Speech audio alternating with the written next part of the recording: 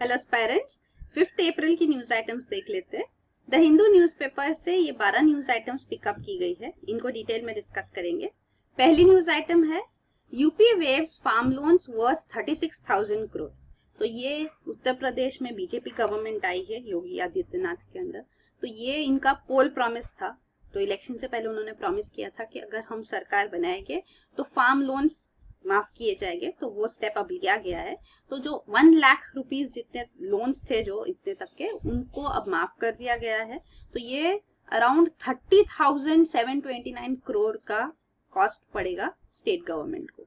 तो ये उन्होंने स्टेप लिया है। तो इसके अंदर स्मॉल और मार्जिनल फार्मर्स जो है वो भी इसमें बेनिफिट करेंगे। तो ये around 86 lakh small marginal farmers भी इसमें बेनिफिट हो गए इस डिसीजन से। तो ये स्मॉल मार्जिनल फार्मर्स का डेफिनेशन जो है ये फिक्स्ड है। ये इवन जो प्रायोरिटी सेक्टर लैंडिंग होता है फॉर दी बैंक्स, तो उसमें भी ये मेंशन किया जाता है। तो small and marginal farmers, small farmers का डेफिनेशन होता है अप टू 1 हेक्टर जिनके पास लैंड होल्डिंग है, और मार्जिनल फार्मर्स का 1 to 2 हेक्टर्स। तो सॉरी, मार्जिनल फार्मर्स 1 हेक्टर और स्मॉल फार्मर्स 1 to 2 हेक्टर्स। तो ये डेफिनेशन ही है। तो एकर्स का जो कन्वर्जन है, 1 हेक्टर और 1 एकड़ का जो रिलेशन है वो यहाँ दिया हुआ है। तो अराउंड 2.47 एकड़ समझो, तो 1 हेक्टर हुआ। तो मतलब 1 हेक्टर मतलब 2.5 एकर्स ही। तो वही उन्होंने कहा है 2.5 एकर्स मार्जिनलाइज फार्मर्स कहे जाएंगे, और 5 एकर्स मतलब 2 एकड़ तक के जिनके हैं वो स्मॉल फार्मर्स कहे जाएंगे।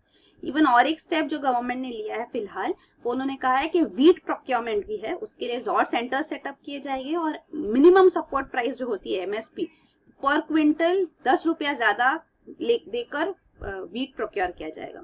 तो ये भी एक बेनिफिट फार्मर्स को दिए जाएंगे। तो ये अनाउंस हुआ है। और 1 हेक्टर का मीटर स्क्वायर में भी आप देख सकते हैं 10,000 मीटर स्क्वायर होता है 1 हेक्टर। तो ये है। और फार्मर्स सुसाइड्स और फार्मर्स इश्यूज, ये बहुत इंपॉर्टेंट है क्योंकि अभी सुप्रीम कोर्ट भी इस केस के ऊपर हियरिंग कर रहा है। तो इसीलिए ये इशू बहुत इंपॉर्टेंट है। तो केसेस जो फार्मर सुसाइड के होते हैं ऑल ओवर इंडिया में कई स्टेट्स में होते हैं, और जो मेजरली स्टेट्स अफेक्टेड है वो है महाराष्ट्र, तेलंगाना, कर्नाटक और पंजाब।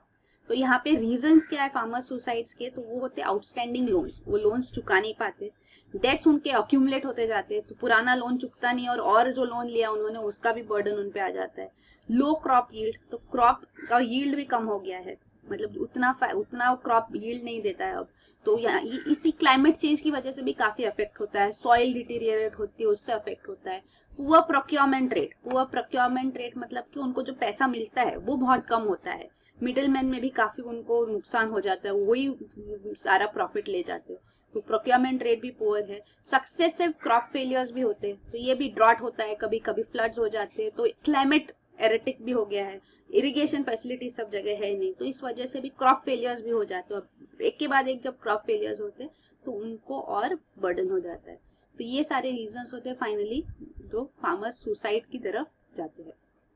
और ये सारे रीजन जो मेंशन किए गए, यहाँ पे मेजरली कैश क्रॉप्स ग्रो किए जाते हैं। तो मेनली कॉटन, शुगर केन, तो उसके लिए बहुत ज्यादा फाइनेंशियल इनपुट भी लगता है। इवन कॉटन, अगर बीटी कॉटन यूज करें तो हाई यील्डिंग वैरायटी सीड्स चाहिए, तो वो भी इनपुट कॉस्ट लगता है। इरिगेशन, वाटर ज्यादा लगता है। तो ये सारा जो उनको इनपुट देना पड़ता है, फर्टिलाइजर्स यूज करने पड़ते हैं, उस वजह से उनका इनपुट कॉस्ट भी बढ़ जाता है।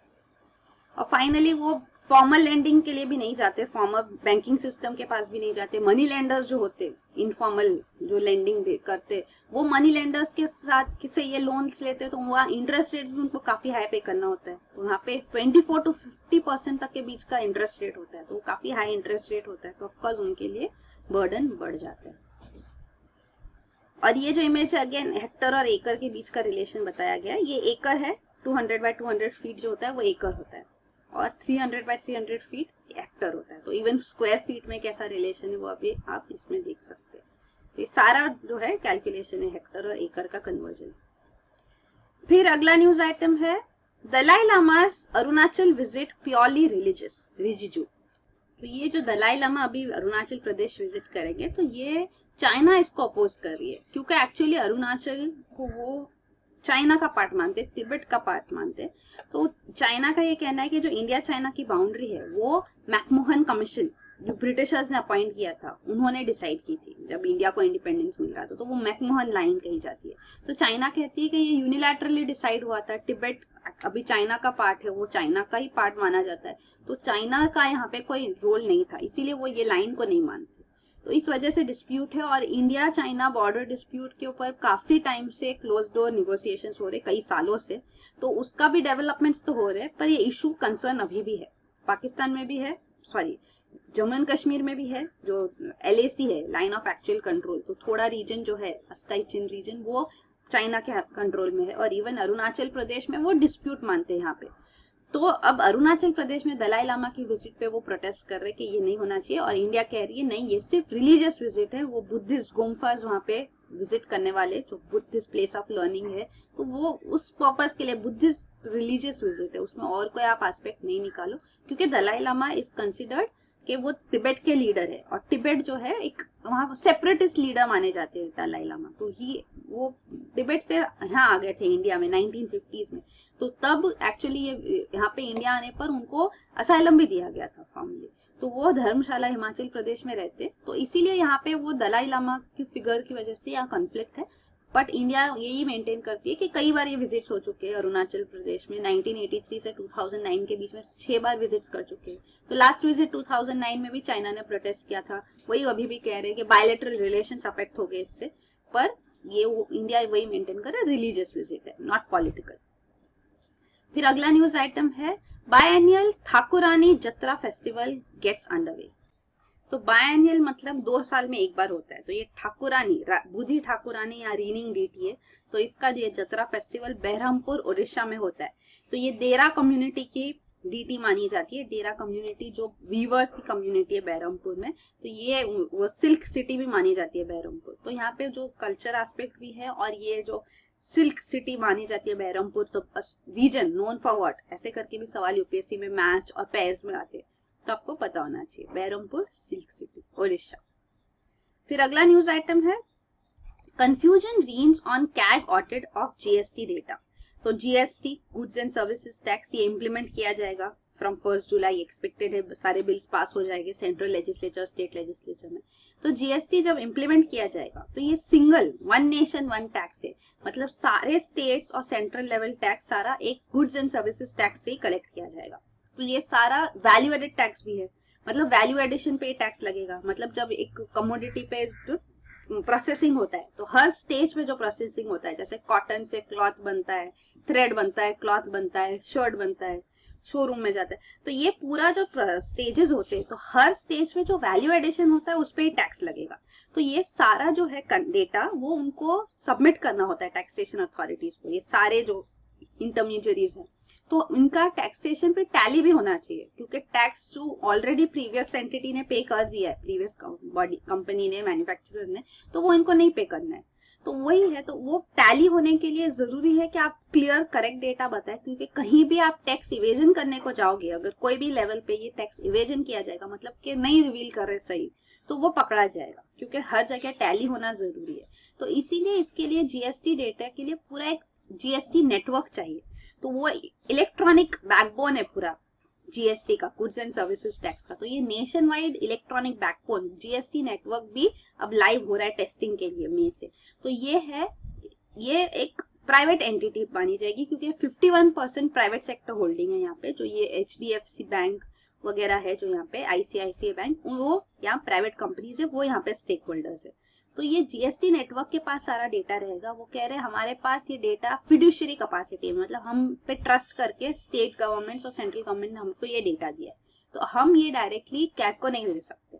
तो कैग को ये एक्सेस कैसे मिलेगा वो एक सवाल है, पर कैग का कहना है कि हमको तो वैसे भी एक्सेस मिलेगा, क्योंकि state taxation related all data, central level taxation data, वो तो हमको मिलता ही एक्सेस, तो वो कंसर्न नहीं है, एक्सेस तो इनडायरेक्टली डायरेक्टली मिलेगा, पर even at what stage access मिलना चाहिए, क्योंकि हर स्टेज पे इनपुट्स आएंगे, तो मतलब कौन से पॉइंट्स पे एक्सेस किया जाए, वो एक क्वेश्चन भी है कि पॉइंट ऑफ मैन्युफैक्चर पे किया जाए या पॉइंट ऑफ सेल पे किया जाए। तो जीएसटी कैसे इंप्लीमेंट किया जाएगा जीएसटी नेटवर्क के अंदर, कैग ऑडिटिंग कैसे होगा इधर, और इवन जो स्टेट्स को कंपेंसेशन इंश्योर किया गया है कि पहले 5 साल में जो भी इनको रेवेन्यू में डेफिसिट होगा वो कंपेंसेट किया जाएगा, तो उसके ऊपर भी कैग को ऑडिटिंग करना होगा। तो इसीलिए ये एक्सेस वो कह रहे इंपॉर्टेंट है। कि कंपेंसेशन भी है, जो कंपेंसेशन बिल भी पास किया गया है कि फर्स्ट 5 इयर्स में शॉर्टफॉल होगा रेवेन्यू में तो कंपेंसेशन। तो ये रेवेन्यू कौन सा यूज किया जाएगा हर स्टेट का, 2015-16 का उनका रेवेन्यू का डेटा यूज किया जाएगा, उसके कंपैरिजन में शॉर्टफॉल है क्या, और हर साल का एक इंक्रीमेंट भी है तो वो यूज किया जा रहा है 14% रेवेन्यू ग्रोथ, कि 14% हर साल रेवेन्यू ग्रोथ होगा, वो भी अज्यूम किया जा रहा है ऐसे। तो उस बेसिस पे ये किया जा रहा है और कंपेंसेशन भी दिया जाएगा। तो वही उस बारे में ये डेटा है कि कैग को कैसे इसका एक्सेस मिलेगा, वो डिसाइड किया जा रहा है। और एक इम्पॉर्टेंट पॉइंट है कि क्या ये जीएसटी के अंदर अल्कोहल और पेट्रोकेमिकल्स नहीं है, ये जीएसटी के परव्यू के बाहर है, तो ये पॉइंट भी इम्पॉर्टेंट है, तो वो एक पॉइंट यहाँ लिखी गई है। फिर अगला है, ये दिखाया गया है GST non profit owned by centre है, तो सेंटर, स्टेट्स और अदर फाइनेंशियल इंस्टीट्यूशंस भी इन्वॉल्व है। तो ऑफकोर्स सेंटर का भी होल्ड है, पर 51% बाकी प्राइवेट सेक्टर के पास है, नॉन गवर्नमेंट एंटिटीज है ऐसे। फिर ये जीएसटीएन का स्ट्रक्चर भी यहाँ दिखा गया है, तो ये टैक्सेशन अथॉरिटीज है, पूरा आईटी सिस्टम यहाँ पे इंटरफेस होगा जीएसटी नेटवर्क के साथ, सेंटर का, स्टेट का, टैक्स पेयर्स इसको एक्सेस करेंगे, इनपुट देंगे, पूरा डिटेल्स देंगे, जीएसटी एप्लीकेशंस होंगे यहाँ पे, उसके थ्रू यहाँ इनपुट किया जाएगा, नेटवर्क का बैंक्स, आरबीआई से भी इंटरफेस होगा, तो वही है, और अकाउंटिंग एजेंसीज के साथ भी इंटरफेस होगा। फिर अगला न्यूज आइटम है, India rejects US role in mending ties with Pakistan.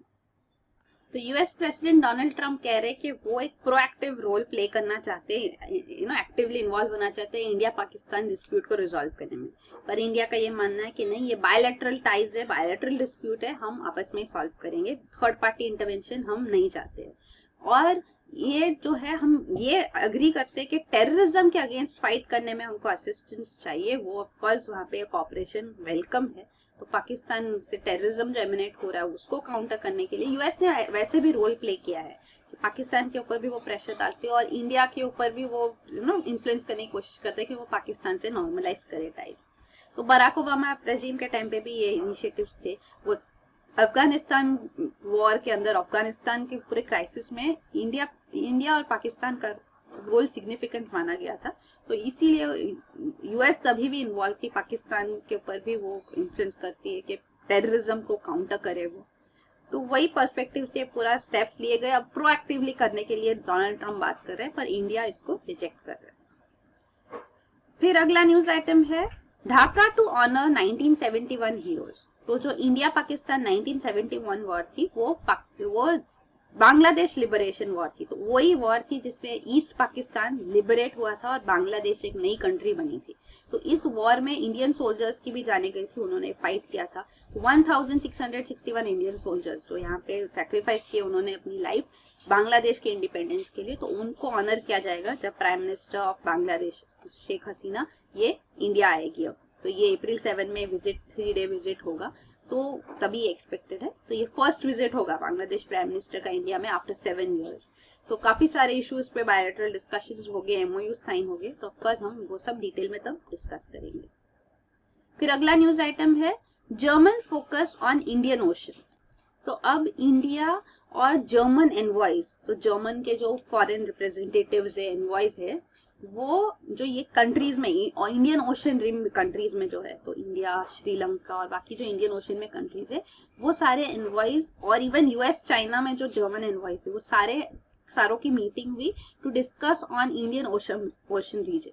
तो यहाँ पे कॉपरेशन इंडिया अब सीख कर रही है, क्योंकि हम देख रहे हैं कि चाइना काफी इन्वेस्टमेंट कर रही है सारे जो इंडियन ओशन नेशन है वहां पे, तो उनको काउंटर करने के लिए हमको भी अपना पॉलिटिकल वेट हम इंक्रीज करना होगा। तो इसीलिए हमको जरूरत है कि alone it is not possible, so at least Germany के साथ, इवन विथ यूएसए, ऑस्ट्रेलिया, हम कॉपरेट कर रहे हैं ताकि हमारा भी डोमिनेंस इंडियन ओशन रीजन में रहे।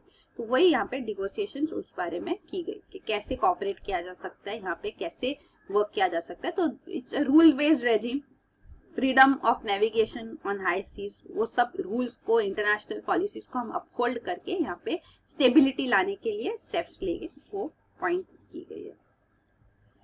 फिर अगला न्यूज आइटम है, Syrian group raises death toll in suspected gas attack to 58। तो ये सीरिया में इडलिब प्रोविंस है, नॉर्थ सीरिया में। तो यहाँ पे केमिकल अटैक हुआ एक टाउन पे, जिसमें अराउंड 58 लोगों की डेथ हो गई और उनमें से 11 बच्चे थे।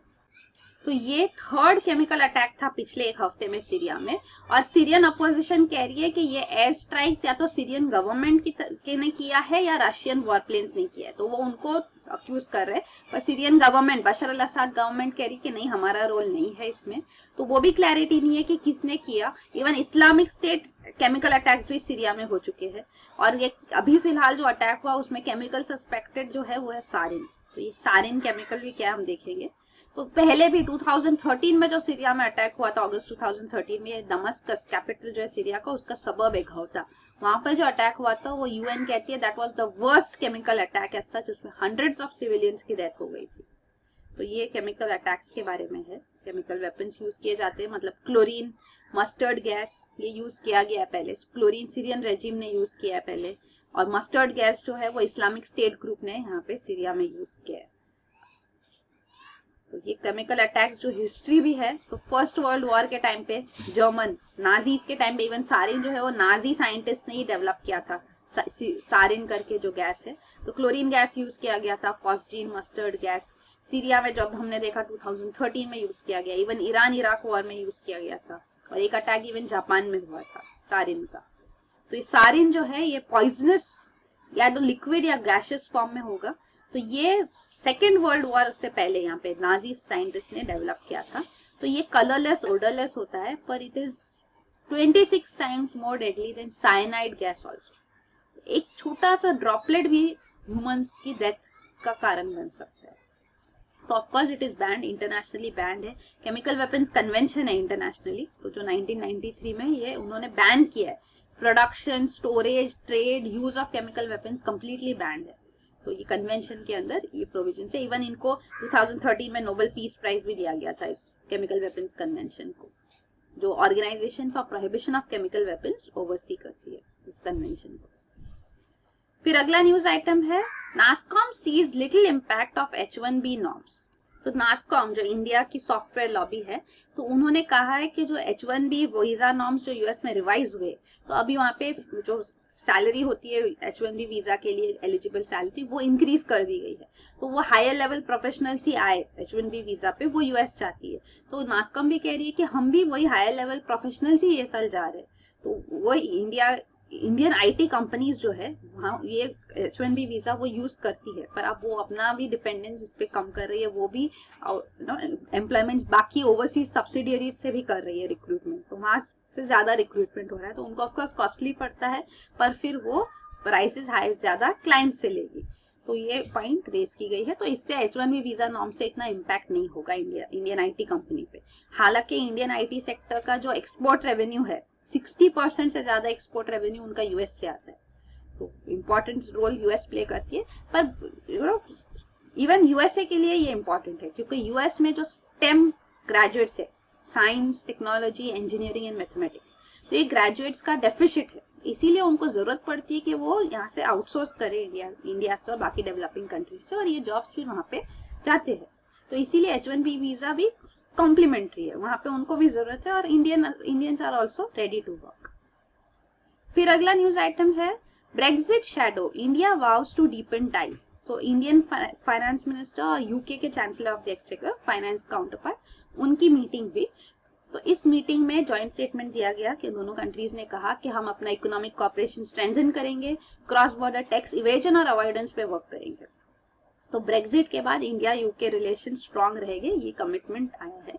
उन्होंने यहाँ पे मसाला बॉन्ड्स जो अभी प्रपोज किए गए, इशू किया जाएगा, NHAI, national highway authority of India masala bonds issue करने वाली है लंदन में, तो उसको वेलकम किया गया। इवन IREDA, इन्होंने ग्रीन बॉन्ड्स इशू किया है लंदन में, उनके मसाला बॉन्ड्स लंदन स्टॉक एक्सचेंज पे लिस्ट किए जाएंगे, तो उसको भी अप्रिशिएट किया गया। तो ये मसाला बॉन्ड्स क्या होते हैं और ग्रीन बॉन्ड्स क्या होते हैं हम देखेंगे। और इवन HDFC, NTPC, इन्होंने पहले मसाला बॉन्ड्स इशू किए थे, इंडियन एंटिटीज के पहले मसाला बॉन्ड्स थे जो इशू किए गए थे, उसको भी हाईलाइट किया गया। फिर अगला जो एक पॉइंट है अप्रिशिएट किया गया, वो था ये fast track investment promotion mechanism. तो सिंगल विंडो दिया गया, यूके कंपनीज जो यहाँ पे इन्वेस्ट करना चाहती है इंडिया में, या अपना इन्वेस्टमेंट यहाँ पे बिजनेस एक्सपांड करना चाहती है, उनके लिए सिंगल विंडो मैकेनिज्म होगा इन्वेस्टमेंट प्रमोशन के लिए फास्ट ट्रैक किया जाएगा, तो वो अप्रिशिएट किया गया है। प्लस जो टैक्स इवेजन अवॉइडेंस पे है तो वो यही है, BEPS कहते हैं इसको, base erosion and profit sharing. ये मतलब जो है, जैसे हमने गार इनिशिएट किया है तो टैक्स अवॉइडेंस ना हो। टैक्स अवॉइडेंस मतलब अवॉइड करने की कोशिश की जाती है, मल्टीनेशनल कंपनीज के ये एफर्ट्स होते हैं, तो वो ना हो इसलिए ये प्रोजेक्ट इनिशिएट किया गया G20 और OECD कंट्रीज में। तो G20 OECD क्या है वो भी हम देखेंगे, base erosion and profit sharing क्या होता है वो भी हम डिटेल में देखेंगे। तो ये इसके बारे में कि वो कह रहे हैं कि नेशंस जल्दी से अपने कमिटमेंट्स इस तरह फुलफिल करे ताकि इसको इम्प्लीमेंट किया जा सके, इसको इसके फ्रूट्स रियलाइज किए जा सके, बेनिफिट हो इसका। और फाइनली जो टैक्स एक्सचेंज किया जाएगा, automatic exchange of tax information किया जाएगा यूके और इंडिया के बीच में, तो कॉमन रिपोर्टिंग स्टैंडर्ड्स उस पर फाइनलाइज हो गए और ये इस कैलेंडर ईयर से स्टार्ट किया जाएगा। तो उस बारे में अब मसाला बॉन्ड्स क्या होते हैं? मसाला बॉन्ड्स मतलब बॉन्ड्स जो इशू किए जा रहे हैं इंडिया के बाहर, पर वो इंडियन रुपीज में इशू किए जा रहे हैं, लोकल करेंसी में नहीं। जैसे लंदन में इशू किए जा रहे हैं तो पाउंड स्टर्लिंग में नहीं होंगे, वो बॉन्ड्स इंडियन रुपीज में इशू किए जाएंगे।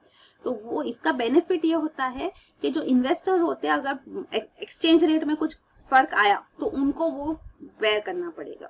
और ये बॉन्ड से जो मनी अक्यूमुलेट होता है वो इंडिया में यूज होता है, फॉरेन इन्वेस्टमेंट आ रहा है इंडिया में और वो इवन इंफ्रास्ट्रक्चर डेवलपमेंट वगैरह के लिए यूज किया जा सकता है। तो ये इंटरनेशनल फाइनेंस कंपनी कॉर्पोरेशन है अंडर वर्ल्ड बैंक ग्रुप, इन्होंने ये इशू किया था पहले। तो ये मसाला बॉन्ड, मसाला नाम इसलिए दिया गया है कि इंडिया का बॉन्ड है तो एक इंडिया फ्लेवर है, तो ऐसे नाम दिए जाते हैं। सुमो बॉन्ड होता है, तो ये नाम मतलब कंट्री को रिप्रेजेंट करता हुआ एक नाम ऐसे दिया जाता है कैची में। तो ये मसाला बॉन्ड्स इंडियन बॉन्ड्स है। तो ये लिस्ट भी हुए अब, जैसे हमने देखा लंदन स्टॉक एक्सचेंज पे। तो ये है एडवांटेज, वो ये कि फॉरेन एक्सचेंज रिस्क जो है वो इन्वेस्टर बेयर करता है जो ये खरीद रहे। फिर ग्रीन बॉन्ड्स, ग्रीन बॉन्ड्स क्या होती है? ये भी वर्ल्ड बैंक ने इनिशिएट किया। तो जो ग्रीन पर्पसेस के लिए, क्लाइमेट चेंज मिटिगेशन के लिए, क्लीन एनर्जी के लिए जो यूज किया जाता है, तो इसका फंडिंग उसके लिए यूज किया जाएगा, तो उसको नाम ग्रीन बॉन्ड दिया गया। तो यहाँ पे इन्वेस्टमेंट ग्रीन बॉन्ड में की जाती है, तो वो इशू किया गया है। Trying to bring in more money for this aspect, तो ज्यादा लोग इसमें इन्वेस्ट करेंगे और स्पेसिफिक क्या पर्पस के लिए वो इस नाम से पता चलता है। फिर base erosion and profit sharing का जो इशू है, तो ये टैक्स हेवन्स है, ये छोटी आइलैंड नेशन है, British Virgin island, Bermuda island, Cayman island, और ये OECD organisation for economic cooperation and development. तो ये OECD जो है ये इंपॉर्टेंट डेवलप्ड कंट्रीज, जो प्रोमिनेंट डेवलप्ड कंट्रीज है उसका ग्रुपिंग।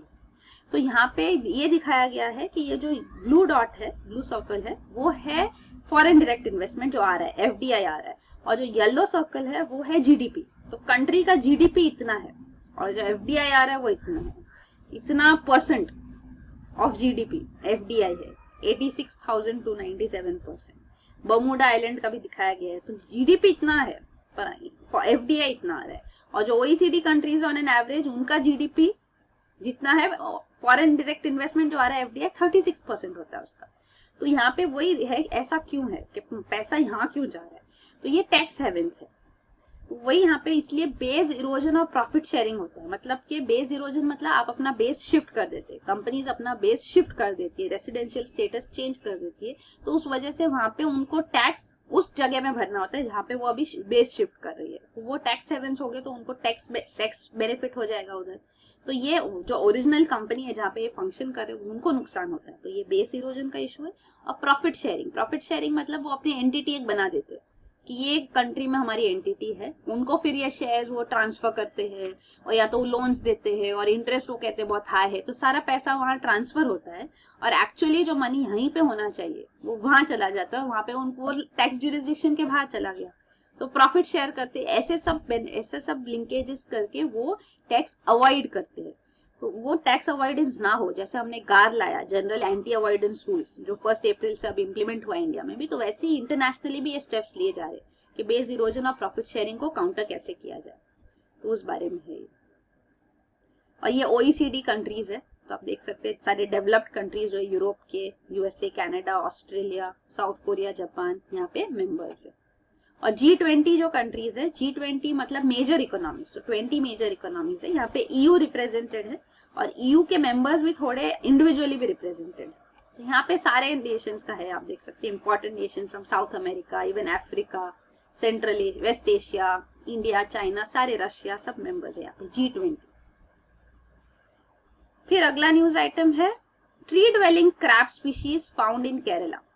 तो ये आर्टिकल इंपॉर्टेंट है क्योंकि एक तो नई स्पीशीज फाइंड की गई है और ये स्पीशीज का नाम भी एक कनी ट्राइब है केरला में, वेस्टर्न घाट्स में, उनके नाम पे रखा गया है, कनी मरन जंदू।